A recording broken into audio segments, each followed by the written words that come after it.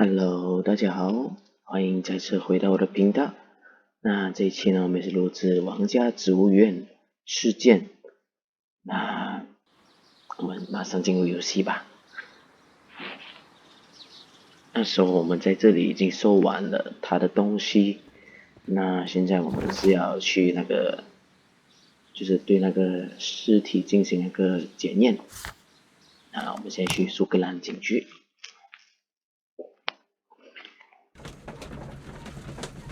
那我们先把麦关了。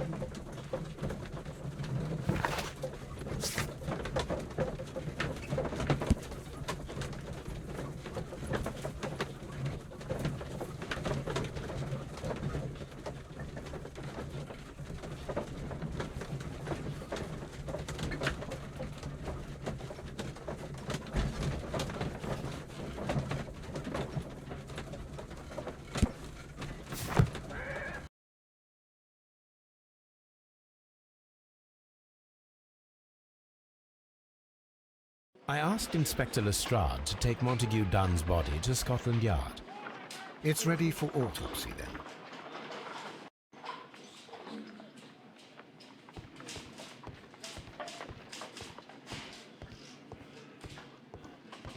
Mr. Holmes?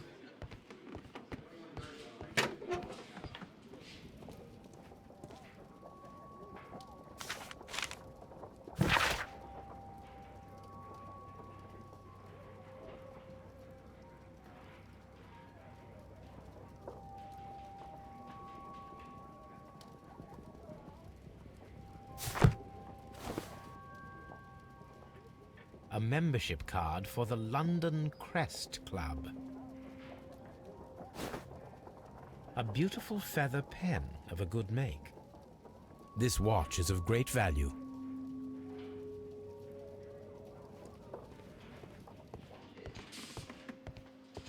Locked.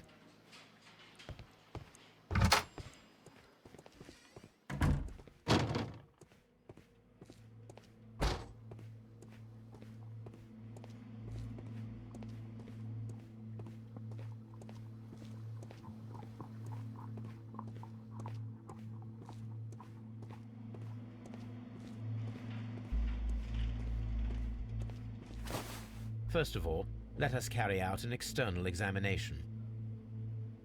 There are no suspicious marks upon the chest. Let us finish our external examination so that we can proceed with the autopsy.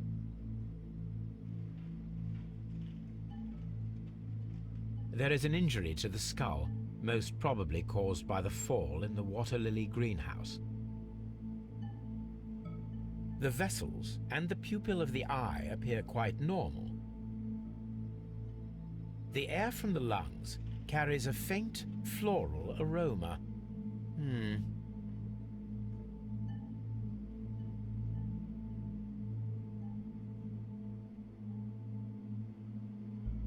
Nothing suspicious here. No redness, stings, or bruises. Now, let us examine the internal organs.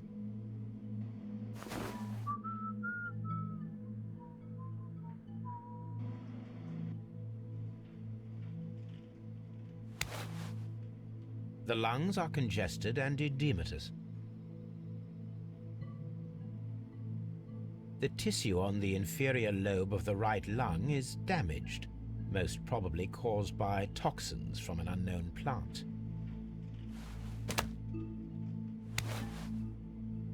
The heart's blood vessels show no pathological signs. The heart tissue shows no visible pathological signs. The liver is enlarged. It would seem that he was suffering from an alcohol addiction. The liver tissue is brown. There are no visible pathological signs.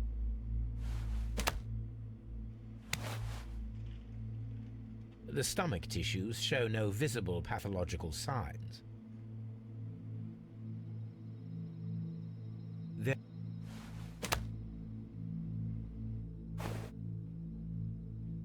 My suspicions have been substantiated.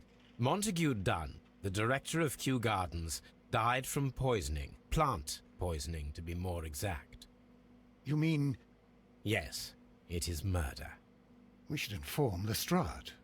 Yes, but do remember, Watson, that I discovered the murder. The challenge is mine. The challenge, Holmes?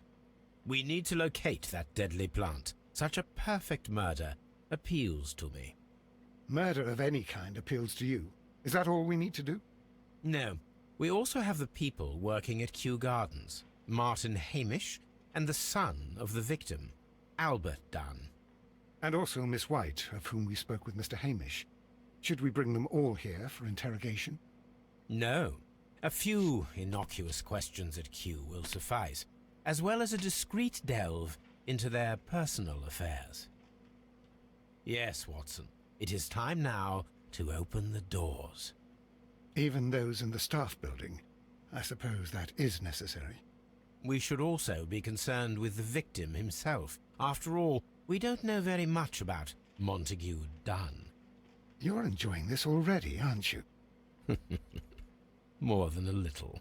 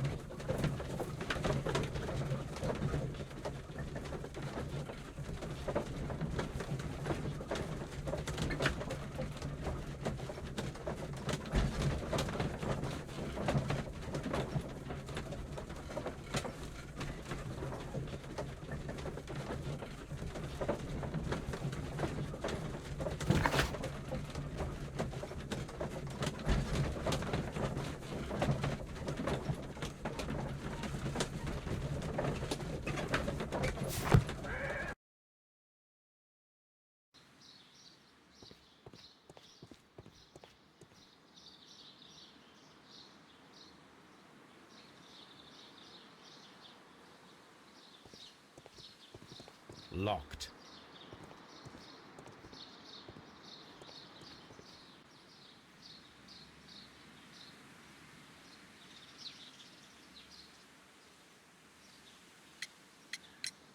Mr. Hamish, can you explain to us what happened to the colonial collection? It seems somewhat depleted. But, most likely maintenance work, tidying up. You're not sure, then? But you're the deputy director. Well, I am busy. I cannot be everywhere at once. As deputy director, how was your relationship with Montague Dunn? To be honest with you, Mr. Holmes, it could have been better. You see, every Tuesday he would carry out his inspection of the gardens, but it was solely to make an impression, great pretense that he cared at all. He would give out absurd orders, ignoring anyone else's opinion. He would then disappear for the rest of the week. He was what some might call a man of action. I'd say rather he was overzealous and chaotic. So after all, it was no wonder, perhaps, that he ended up like that, if you take into consideration his kind of lifestyle. You mentioned that Mr. Dunn led a particular lifestyle. Well, it's no secret that he enjoyed, celebrating, shall we say? He was a member of the London Smart Set. He was famous for it. That And? He had an eye for the ladies, to put it mildly, Mr. Holmes. Mr. Hamish, Can you tell us who holds the keys to the locked greenhouses? That would be Albert, Mr. Dunn's son. Yes, Albert keeps all the keys, and one can only imagine why. What do you mean?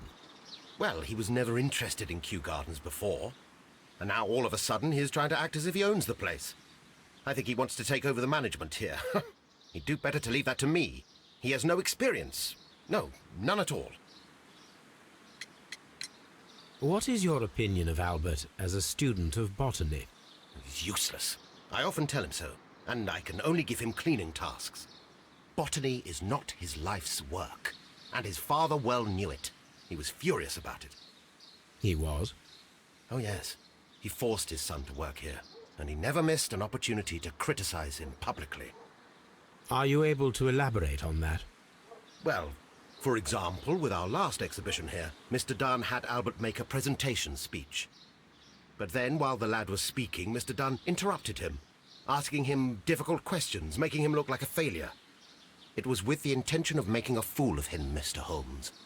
That must have been terribly humiliating. Yes, he was crushed, and he had to leave. Everybody was making fun of poor Albert. That is, except for Miss Margaret White, who is such a nice lady and who always takes pity on Albert. You mentioned a Miss White. Would you tell us more about her? She is a student who works here part-time. She is quite charming indeed. She possesses a great talent for botany. You should take a look at some of her experiments that she carried out in the laboratory. Ah, if only she were not so naive. Why naive? The way she used to flutter around Mr. Montague Dunn. And why, he couldn't help but be flattered by all her attention. How could an intelligent woman such as Miss White not see through his game? I can only scratch my head and wonder. Tell me, Mr. Hamish, do you grow the more deadly variety of plant here? You mean insectivorous? Yes, but nothing larger than that. Thank you, Mr. Hamish. We shall continue our investigation.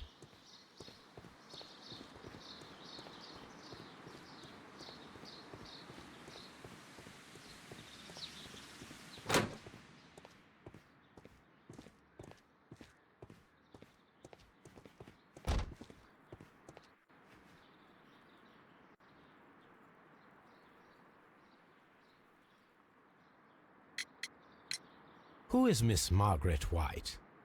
Ah, she is the young lady who studies with me. She visits here sometimes to help out with the greenhouses. In fact, she should be here today. She wanted to work at the seed house. That's the small greenhouse across from the large glass house. We noticed that a part of the colonial collection has been cleared. Ah, at the moment I'm just dealing with the storage room. I don't know much about the other rooms. I imagine that your relationship with your father may have been a strained one. Yes. I cannot say that he was a kind man, for he never listened to me at all. He forced me to work here. But now, after his death, I've been pondering it over. Perhaps he wasn't so wrong about me after all. I have to follow his path, and I have to manage Kew Gardens, and I can do it. I can be as good as any other who works here. Would you please tell us about Martin Hamish, the Deputy Director? Well, I have to tell you that Mr. Hamish is not and has never been the Deputy Director of Kew Gardens. My father would not have tolerated it. Indeed? That is most interesting. He told us that he was. Yes, because he believes that the management should be passed down to him now that my father is dead. But in actual fact, Mr. Hamish only has the honour of being the garden's longest-serving employee. In fact, if we are to think logically at all, it should be me who takes over the management of Kew Gardens. Do you not have a good relationship with Mr. Hamish? I suppose so. But we have very little in common. Mr. Hamish loves his plants and Kew Gardens, and I cannot say that I share his passion. I see. And how was his relationship with your father? Oh, he hated my father. It was obvious. He would be furious whenever my father boasted of Kew Gardens in the newspapers or at conferences. He was convinced that my father was stealing all of the credit for himself. That my father treated Mr. Hamish in the same way as he treated anyone. Dismissively. With indifference.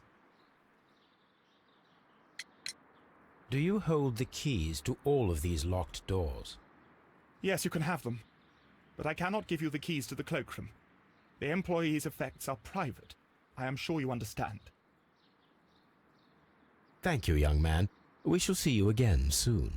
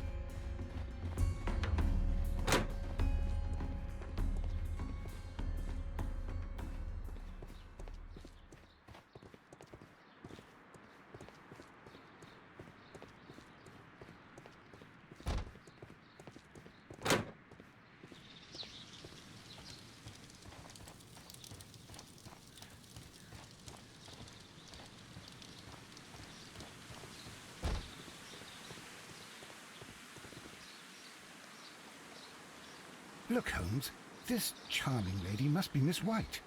She's entering the seed house.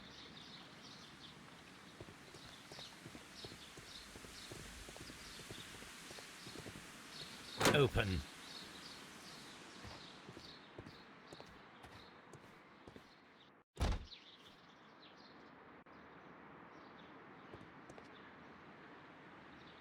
Good day to you, miss. You have some very beautiful plants here. Why, thank you, sir. And good day to you, too. But... Oh, I do beg your pardon. My name is Dr. John Watson. This is my good friend, Mr. Sherlock Holmes. I am honored to make your acquaintance, gentlemen. My name is Margaret White. Excuse me, but are you Sherlock Holmes, the great detective? Yes, I am he. What a pleasure to see you here at Kew Gardens. Are you working on a case? Yes, a theft of plants that took place here a few days ago after their most recent exhibition. Oh yes, of course. I quite forgot about that. Oh, it's quite understandable that you might forget about the theft of the plants, miss, after the tragedy that took place here. Yes. The director was a truly good man. It is such a terrible misfortune. Would you happen to know why part of the colonial collection was cleared? No, I have never been there. Do you work here? Part-time only. I am a biology student at the London University. I attend the same classes as the son of Mr. Montague Dunn. That is how I found my chance to work here for part of my thesis, you see. It is a great honor. How well did you know Mr. Montague Dunn? He was a master, a great leader. I saw him almost as a spiritual father. He had an exceptional nature? Oh yes, indeed.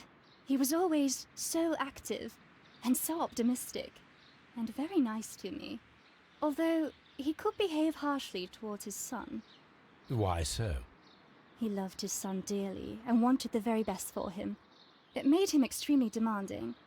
Albert, who is naturally shy, suffered because of it. Most of the doors in Kew Gardens are locked. Do you have a key to this room? Oh, yes. Albert gave me a set of duplicate keys. He agreed I might carry out my studies without disturbing him. It is only temporary.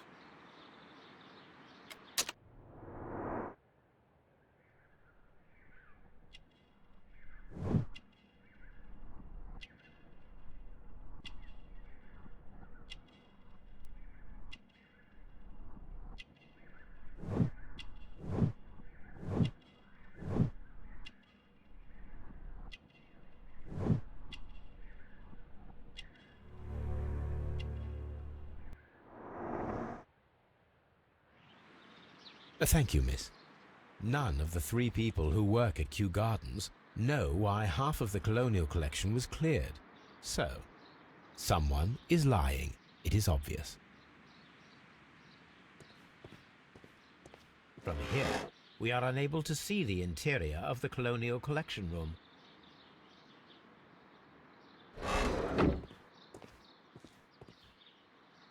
These leather gloves are new and of good quality. They do not appear to have been used. A book about ships. Nothing at all to do with plants. Material. This place serves as Albert's office.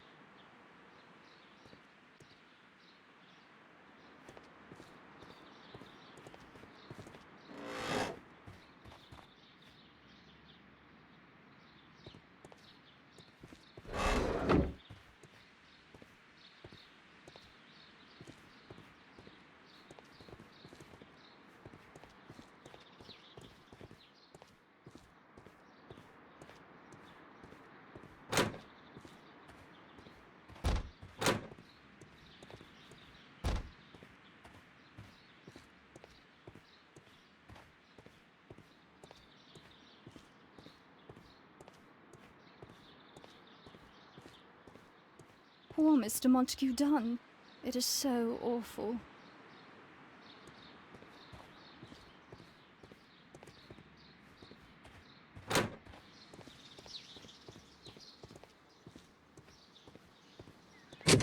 Locked.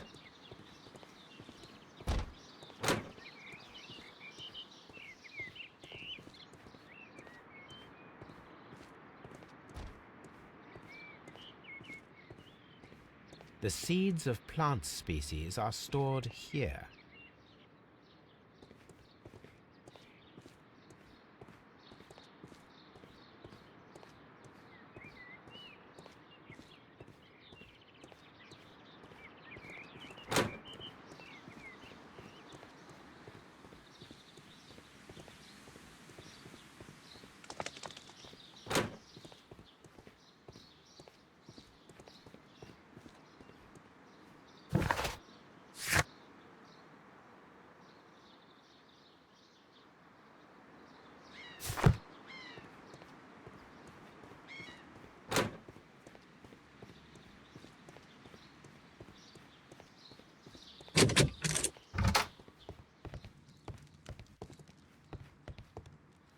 This is a table for experiments.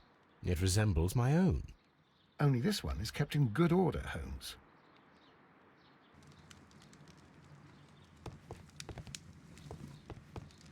A phonograph used for voice recording. Remarkable. Yes, this is quite a modern laboratory. I don't hear anything. I don't hear anything.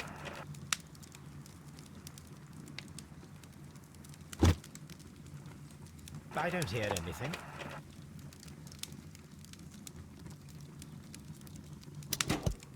And it seems clear from these multiple experiments that plants do respond to their environment and have a form of consciousness. Margaret White, February 1895. Report number 245. Study report. Martin Hamish's perception of plants. The notion of communication in the plant world has long been considered marginal, yet I remain convinced that some plants do indeed transmit chemical signals in the event of attack. A study report by Martin Hamish.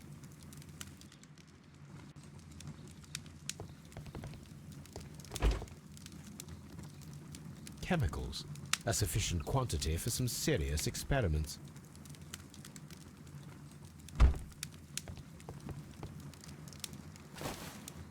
A botany book. This student's book belongs to Albert.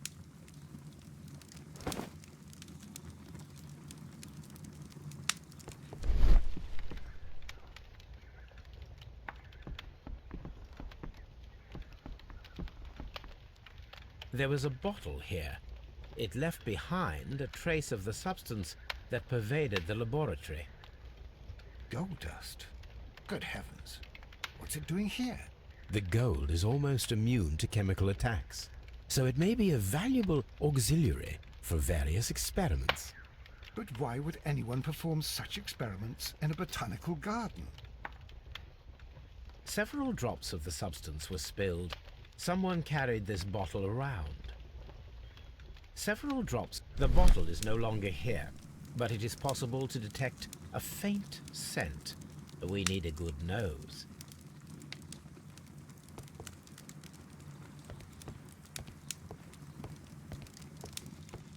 Locked.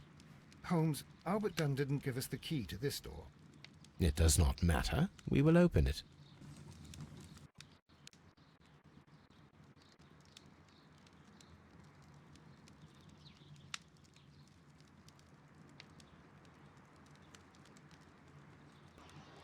那究竟里面藏着是什么呢？然后你们的观众想知道的话，请观赏我下一部。对，那我希望影片的话，请记得按赞、订阅、分享。我会下一期告诉你们里面究竟发生了什么事情。那我们下期再见，拜。